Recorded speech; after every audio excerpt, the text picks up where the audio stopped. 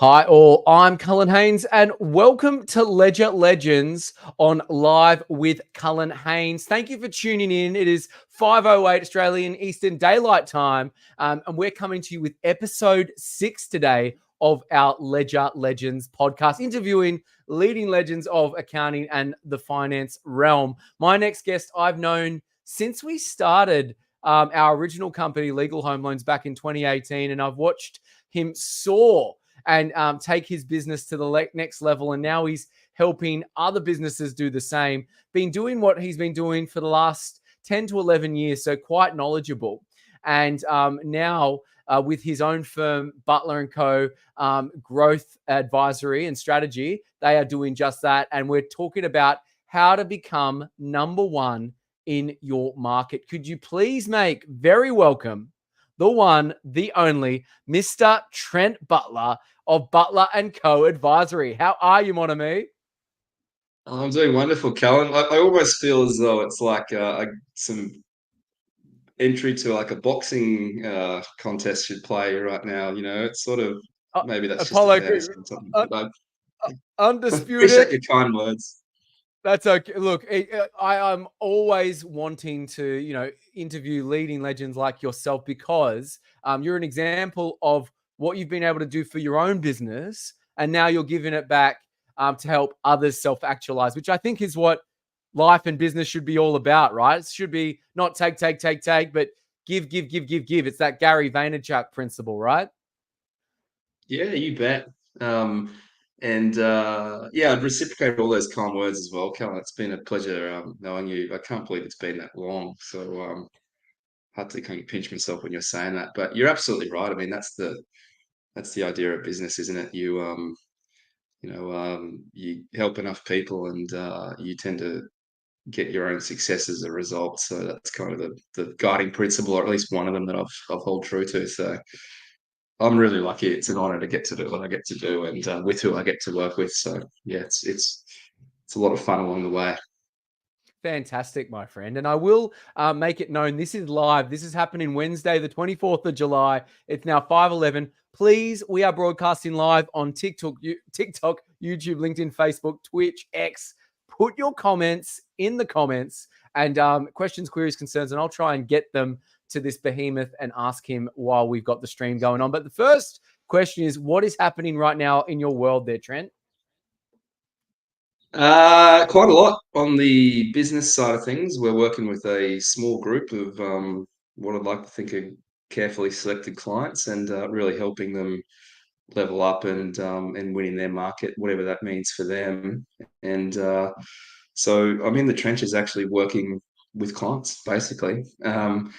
On the personal side, we've got two kids under 3, so we've got young ones like you, Callan, so you know what that's like. And playing the dad game after 5:30, so it's a good balance. It's yeah, if I have to pinch myself about the position that we're in and who I get to do this with, and the life that I'm now living. So that's what life's like for me. It's work and it's the kids, and I've got a lovely wife to sort of support that as well. So can't imagine it's too different to you, Carl. It's not really behind the scenes. It's pretty standard, I think. No, How absolutely, about mon you? ami. I envy you. Look, I've got another one on the way. We've got little Benji, 18, 19 months old. Got my loving wife, and we're about to enter the realm of having multiple kids. We're going to have 2 under 2, which I'm told is quite a handful, to say the least. Yeah, I'll second that. Whoever's told you that, yeah, they're right. It can be a bit of a handful, and yeah, so you'll have fun though, Colin. You'll be ready for it. Absolutely. And I'm trying to be in the moment, trying to do what Jim Rohn once said: when you're at work, you're at work, leave your family at home. But when you're at home, be home, leave work at work. And where it That's gets very crucial. hard in this realm is trying to do both at the same time, and you end up doing no job right. Am I right? Yeah. Yeah, well, if I can maybe, I don't know if this is appropriate, but whatever, I'll share it anyway. When I was kind of, in the earlier stage of the business, coming out of one of the big four accounting firms, this is before we had kids. My wife kind of made a comment that really stuck with me, and I normally only share this with clients, but I guess we're friends here, Colin. So she kind of said, "Look, you were you Yes. had more control and more flexible, and you're a better person when you're at kind of PwC. If you don't change something, I will." And that was a good catalyst for me to kind of go, hang on a minute, I've got to take this seriously. I can't just brute force my way through and take some of those behaviors that I took from corporate land into business. I had to kind of work that out. And figuring that out was actually one of the most valuable things I ever did. And it's one of the very first things I talk about with clients is having that separation and making sure your business model is designed to serve you and your life, not the other way around, and make sure there's those clear boundaries. Something I'm very passionate about. And you can have your cake and eat it too if you're smart about it and if you really think it through. Fantastic. What is your wife's first name, Trent? Nadine, Nardin. Yeah, Nadine, smart girl. I'm sure we're dedicating this podcast to you then. Sure, why not? Dedicate those things to her. So no. No, of course. No, She's wonderful. I'd like to keep it light, and we're obviously doing that. How would you explain your life so far using just film titles? Oh God. That's a wonderful question and I haven't put anywhere near enough thought to. Um, just film titles. Just film titles, mon God, that's ami. tough. Mission Impossible. Nah, it's not that bad.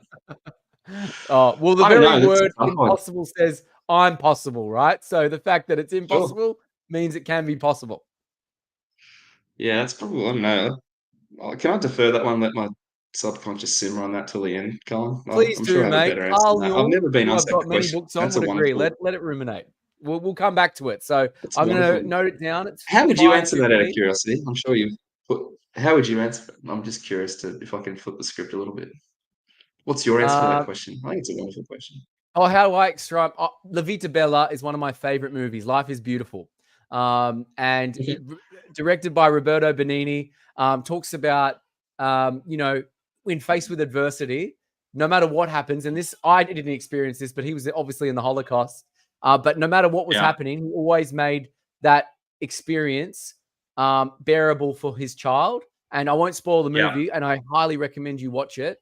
It's just a great Yeah. approach to life that no matter what, today I choose to be happy. So Madam knows this. Cool. If she was to be asked point blank, what's Cullen's favorite movie or what does he resonate with? She'd probably say Life is Beautiful, La Vita Bella, then followed by Yeah. Goodfellas.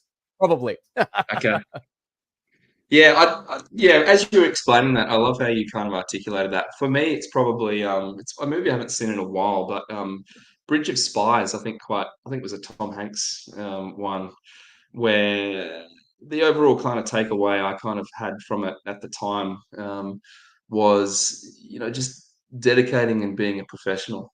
I think it was really dedication to professionalism and in fact, I'll make a note to go rewatch that because it's been a while. But I think just whatever you do, having and striving for professionalism and getting better every day, I think was one of the core themes of that movie. So maybe I can use that one Very, as very an good. So example. it's an old Tom Hanks one. And what's it called again for anyone tuning in?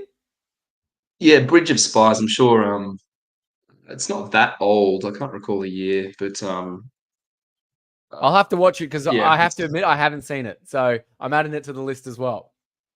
2015. Okay. Directed and co-produced by Steven Spielberg. Doing some googling while I'm talking through this. You'll love That's it, okay. Colin. I think you'll That's really okay. enjoy it. Like we're fact checking as we're going. We always want to make sure that we're coming to you with correct data here on Live with Cullen Haynes. So thank you so much, Trent. But Sure. let's go on to the main, I guess, coup de grace of this whole episode is what does it take to become number one in your chosen field and Yeah. market? Let's dive deep into that. Yeah. It's a wonderful question, and there's a couple of angles to it.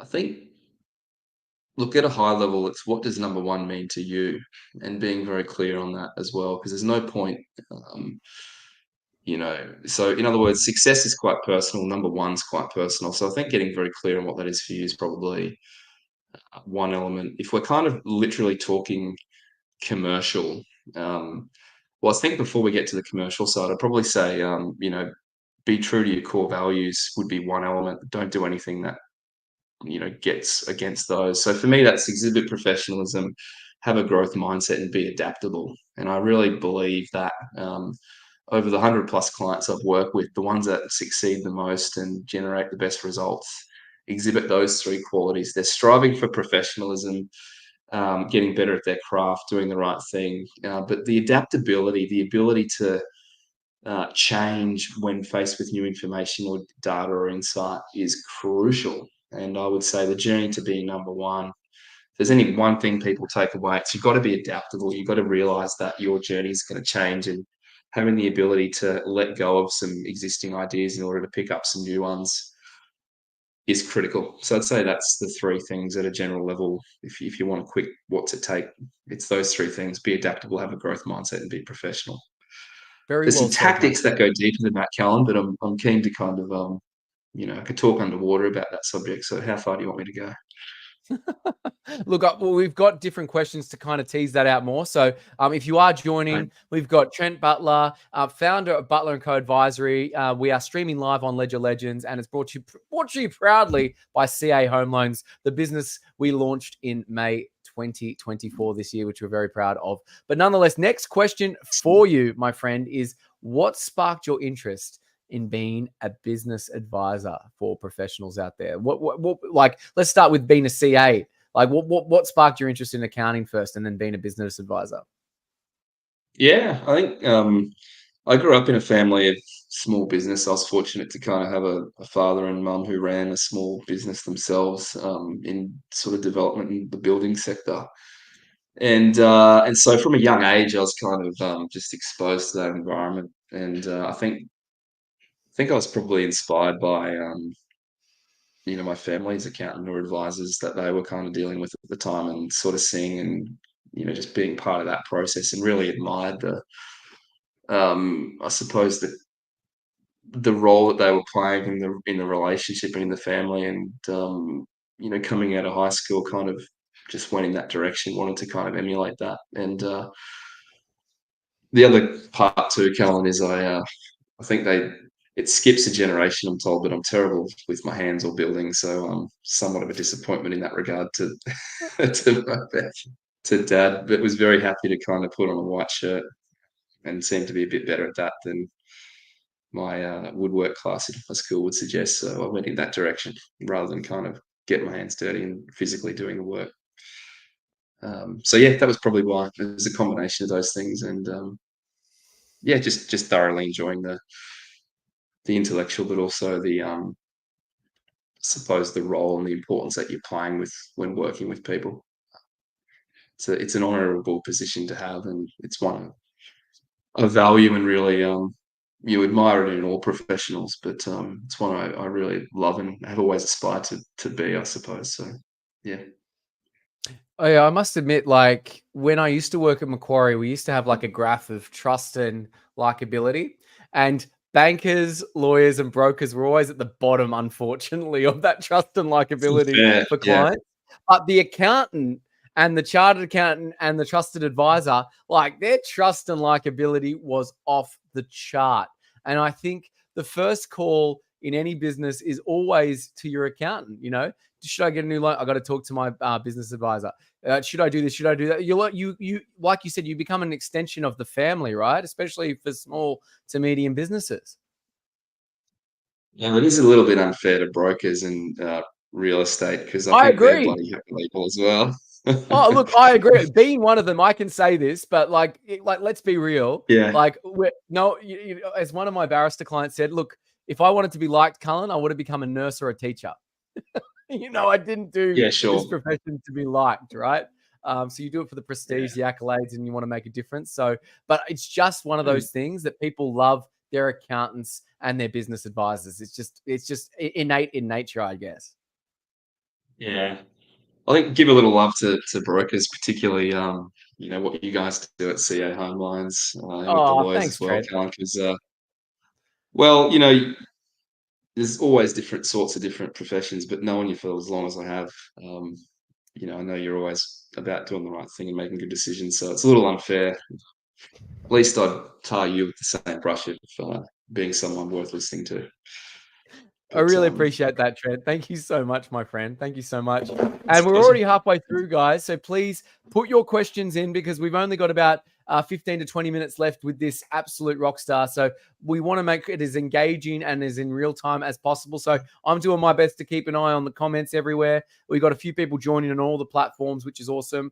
Kevin said, "God bless you, Trent." So thanks, Kevin. That's good. So you're reaching out. You're hitting some hearts there, Trent. So well done. I'd love to ask you, what is being number one or the top of your game in business mean to you? Well, first of all, God bless you too, Kevin. I appreciate your your comment there. What does being number one in business mean to me? I think it's well, it's a couple of things. It really is either being or striving to become a leader in your space in every respect, commercially, but also practically, just being a bit better than you were the day before, and doing the daily disciplines, no matter how favored or not, eventually does get you there. It's a bit like baking a cake. Follow a recipe, you get the dish. And Good point. when we work with our clients, we've really boiled it down to 22.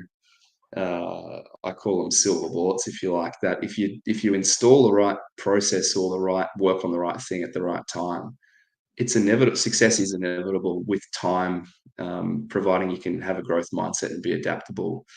You will succeed. So it's the right steps in the right order, and just continually striving to do that and maintain a dedication to that's probably what it means to be number one. Now, yeah, you get there, and the arrival is in many cases short-lived. You kind of work out that there's actually another mountain to climb, and this is I regularly see this, Colin, with clients that I've really seen succeed, go from startups to I won't throw exact numbers, but really get to the next level. Is you realize that, okay, now I'm on the top of another mountain. Let's be content about that and celebrate that. But how can we expand more? How can we be more? How can we add more value to the marketplace? And you end up defining a new mountain. So you never really are number one. It's a striving and it's a mindset more than it is a destination, is what I'd say. I like that. It takes me back to year 12 English, mate. It's not about the destination, it's about the journey. Yeah, I'm sure someone said that who I don't know. I probably wasn't my strongest subject, but Well, it's thank why goodness, I because went you're the a wonders path. numbers man. You're a numbers man. So, Well, you're it's part of it, yeah. I'd like to think there's a few more tools in the kit bag than that, but yeah, grade 12 English, you'll have to refresh my memory on that. very good, very good. Well, it is tough for what you do. It's not easy. You are bearing those emotions and people's livelihoods in your hand every day. So, how do you, Trent Butler, unwind after a particularly tough day at your passion and work? Yeah, sure. Yeah. Well, having those boundaries and knowing when you are off makes a tremendous contribution to that. So rather than having some magic routine, just knowing that and being consistent with, okay, this is the default diary. These are the hours that I'm going to work to. I'm going to build and make decisions around that. I'm going to make delegation decisions, hiring decisions around that. That in itself kind of is 80% of it, because I know when I'm off, and I've trained myself to kind of know that. So that's one big thing. Just knowing when you're off is really important. The second thing, more practically, is kind of just immersing myself in the wife and the kids. It's pretty easy to kind of that's a pretty busy role in itself. So that will switch you off, and then just the usual, going for a run a couple of times a week. Meditation is always really valuable. Doing that once a day, kind of thing, at or around the time of switching off. All the boring stuff that all the books say to do, Colin, but there's nothing too sexy about it. It's just that plus making sure that there's a life and a whole other thing going on outside of work really helps me a lot. No, I'm endeared by what you're saying, Trent, and it reminded me of something I read in the AFR recently. I think it was Lessons from Olympians. I think it was Grant Hackett is, living a great life and doing great things is doing the boring and mundane, extraordinary well consistently and every day. And I really resonated with that because things aren't sexy, right? Like living a meaningful life, you're not going to be doing exciting things every day, but you can make those ordinary moments extraordinary. And I Yeah. think the way of the peaceful warrior, Dan Millman says that, and that one of the insights he gets, when he meets his I think it's Socrates, is what's the one big thing that you've known about life is there's no ordinary moments, because every moment is extraordinary if you can make it that way. It's really right. Yeah, it's so true, Callum. And it's not always clear, but the more kind of, particularly through meditation, the more you can kind of do that slowly but surely, that truth reveals itself. Is that there's actually some really fascinating things in the really simple.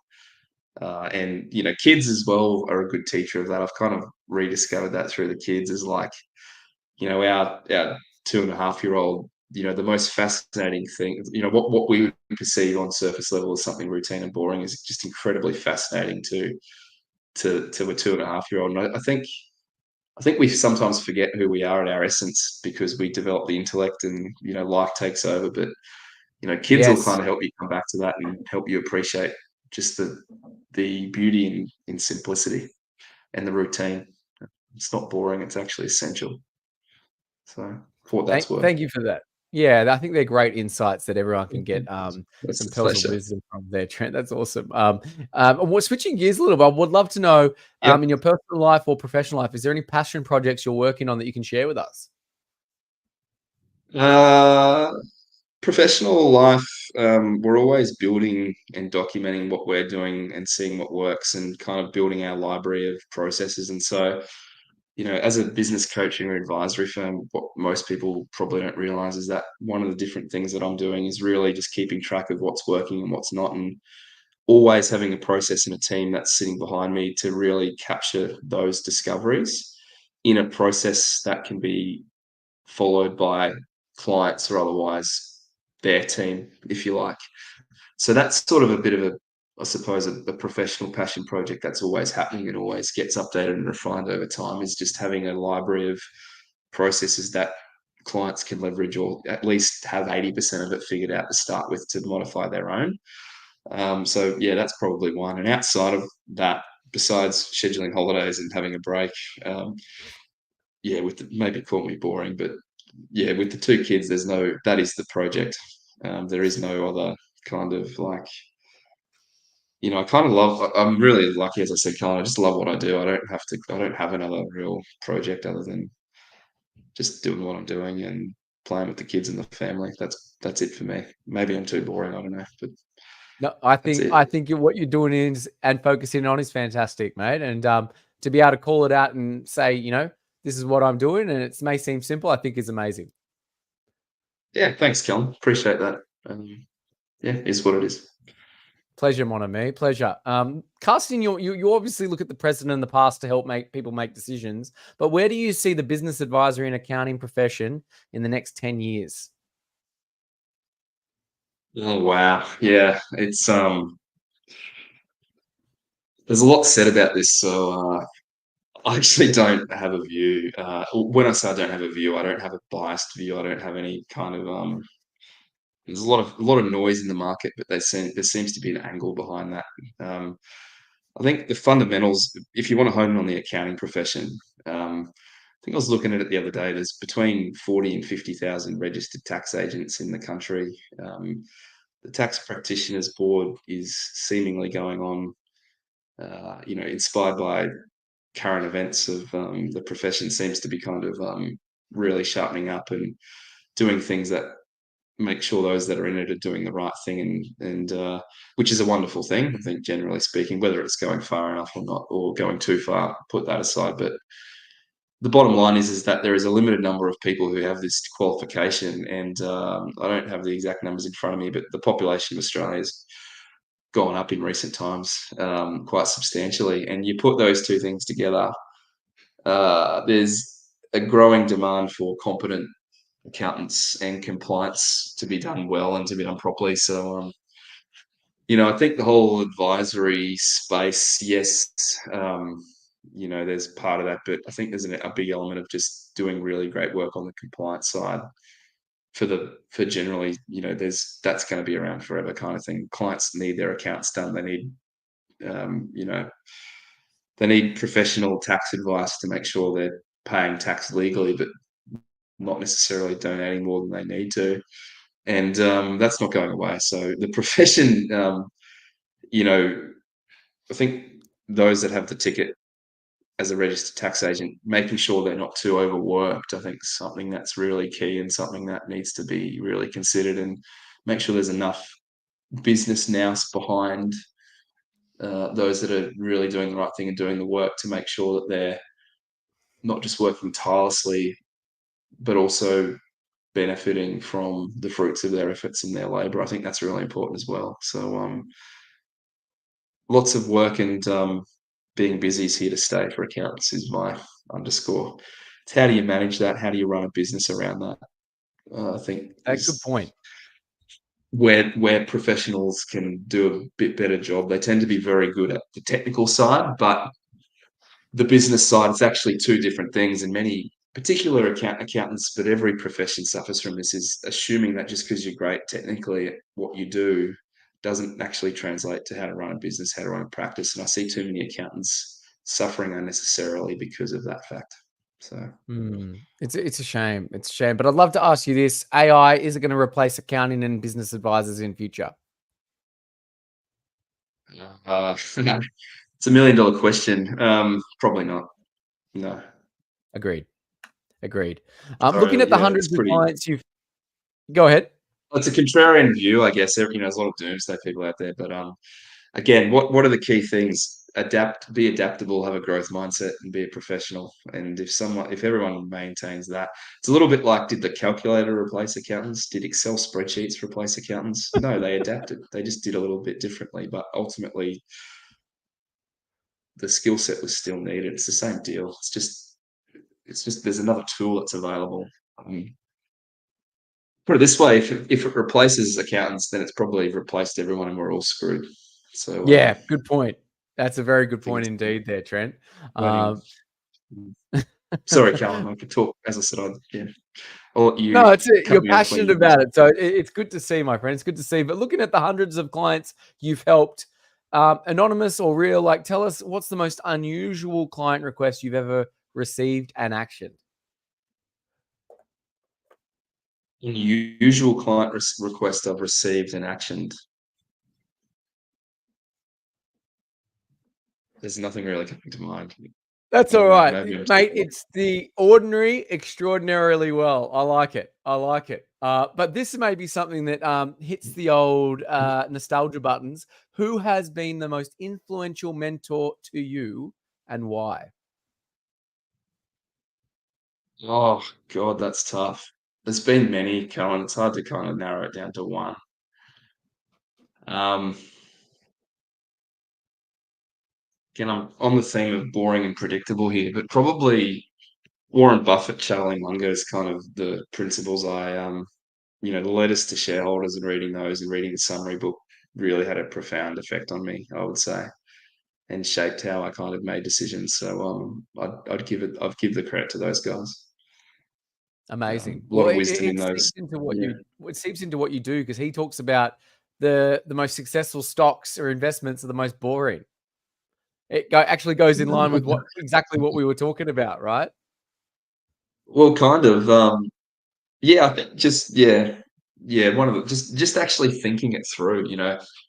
Um, that's kind of they don't actually see the world through traditional corporate finance, although they're very clever and understand those worlds and the accounting world. But just the ability to actually think for yourself is one of the key things I got from those guys. Just really think about it.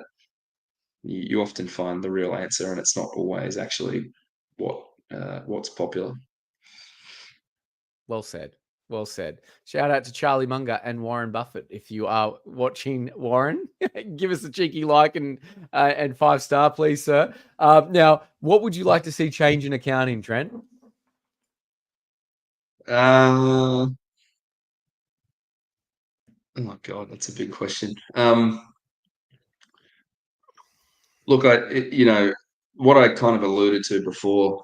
There is an over demand for accountants, and not anywhere near, only 40 to 50,000 that have an actual compliance based ticket. So, what I'd love to see change is that those accountants are sort of somehow better supported, or otherwise have not only the technical knowledge to serve their clients well, but also the business acumen, and more accountants kind of putting their hand up and going, hang on a minute, just because I am an accountant and I'm supposed to have the answers to how to actually run a business, I'm struggling here. I think there needs to be a bit of an understanding that, the accountant doesn't always have it all figured out, and that's Good okay. point.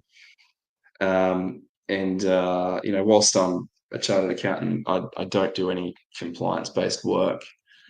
And so there is a space for that. And I suppose it's not for everyone, but those two different types of accountants probably working together a little bit better to not only serve the clients a bit more holistically, but also the practitioners themselves, knowing that they don't have to be the center of everything. And running a business actually is partly about letting go and what am I good at? What can we be good at versus what should we let go or maybe get some others involved in that are better suited. I think that would help not only the client, but the accountant have a better business and a better life. We weren't born to business, Callum. We were born to live. So got to put it in that perspective as well. It's not all about just working 500 hours a day. Good point. Well, it's not here to work to live; it's live to work, right? Something like that. Yeah. I always say we're not born to business. We're born to live, I So love it. I think that's amazing. It's going to make for a wonderful nugget that we can share in the reels for sure. Two last questions before we tune off, mate. Lessons for young accountants or lawyers or professionals starting their career. What would you like them to know? I think pick your if you're in a position to kind of pick the partner or the leader to follow, not necessarily the firm, is what I'd say. Oh, I like that. Yeah, that's kind of what I'd say is a big part of what will influence or you know affect the trajectory of your career or what you can achieve is don't necessarily go for the logo. Go for who you respect and admire, and kind of don't just settle for any role. Is what I'd say. Is really interview them as much as they're interviewing you. That's what I'd say because you'll learn a lot more from the right partner than you will from a textbook. Good point. Very good point, my friend. Well done. And this is a bit of a morbid thing, but I take it you're a bit of a reflective man, stoic philosopher, so I'm sure you'd appreciate it. When all is said and done, Trent Butler, how would you like to one day be remembered? Yeah, right. That's a really good question. I would say someone who had a really abundant growth mindset, I would say. And didn't won more than he lost, but ultimately it wasn't really about that. It was about contribution and service, and all the wonderful values that we all aspire to be. We all kind of inherently know, but I can't really articulate. It's probably what I hope people would say. He had an impact, and it was net positive. Simple as that. Making a net positive impact. I can already say you're doing that times 10. So thank you so much, Trent. Yes, Callum. Appreciate that. Now, and where can people find you, Monomy, before we tune off and get to the bonus questions later? Where are you hanging out the most? How would you like people to engage? You can just go and check us out on LinkedIn. Just Trent Butler will kind of pull my name up on LinkedIn, or otherwise just jump on our website, butleradvisory.com.au. And would love to, if there's anyone in business out there that would love to have a conversation, no obligation, of course, happy to have a 15-minute brainstorm call. Happy to share openly if or how I can help in some way. And as I said, no obligation, just go to the website and you'll get some time on my diary. I'd love to help any way I can. Perfect. Butleradvisory.com.au. It's on the little Fox News ticker we got going down the bottom. Get it out. Check it out. And thank you so much for joining us today there, Trent. It's been illuminating to say the least, mon ami. Likewise, Kellen. It's always a pleasure. And yeah, thanks for having me. Really appreciate you. An utmost pleasure. So we'll bring you back for a couple of bonus questions. Thank you. And if you are a Ledger legend or know someone who is, we are interviewing every Wednesday. I think we're booked up until November, but we've got some space in December in the new year. Please get in contact. And for those watching or rewatching or re-listening, wherever you get your podcasts, thank you so much. Hit subscribe, hit that 5-star, and we will be back next time. Bye for now, everyone. Make it count. Bringing you back, Mr. Trent Butler. If you could explain your role to one of your children, how would you do that? Yeah, sure. I help people who run a business solve problems. Perfect, And easy, nice. I can elaborate further because he'd be like, what the hell's that? That's what Lucas would say. I'd say, look, people have problems relating to three areas, Lucas: time, team, or money. Time, there's too much to do, not enough time to do it. Team is can't find good enough people or otherwise feel as though they're not getting the most out of the team. Everyone's not rowing in the same ship. And money is usually two things. A, we're making it, but I don't know where it's going. Or B, how can we scale up and make more of it, get more opportunities? That's pretty much it, Colin. And The three there's T's how of we do that. business: Time, team, or time, money. team, money. Or That's right. TTM, as it is. Yeah, every problem comes under one of those headings, and it's, as I said, getting to the next level is just about identifying the right problem and then having a tool bag or an approach to solve that next problem. And it's usually one of those three categories. As I said, Amazing. 22 ways of solving them. That's it. Get in contact. How would your pet describe you if you've ever had one or have one? How would my pet describe me? Well, Coco, our cat, used to really attack and bite us, so maybe she'd describe me as annoying. I don't know. I think maybe playful. So playful or annoying, probably one of those both things. Very good. Good old Coco. Seems like she needs to undergo your 22 laws of business and get put right, I think. Oh yeah, I'd say so. She's not adaptable though. Yeah, so we'll just have to let her go. But That's all right. That's all right. And I know it's getting late for everyone on the drive home, but last question. If you could give yourself advice at any age, go back in time, what age would you be? And what would be the specific advice you'd give yourself? right. I'd go back to university days when Yes. I kind of made the decision to pursue this path, but also to kind of I was pretty keen or made the decision at that time that I would do it on my own steam and kind of work with who I wanted to work with. And I'd just remind myself to kind of back yourself on that decision. You kind of know it's for you, and yeah, don't let other kind of things distract you from that. You're on the right path. You kind of have an intuition with these sort of things. I just say remind yourself of that. That's probably all Wonderful. I'd say. Very good there, Trent. Thank you again for being with us on Ledger Legends episode 6. It's been fantastic. Thank you so much, my friend. It's a pleasure, Callum. Thanks for having me. Have a wonderful Wednesday evening, everyone. See you next week. Chat soon. Bye for now.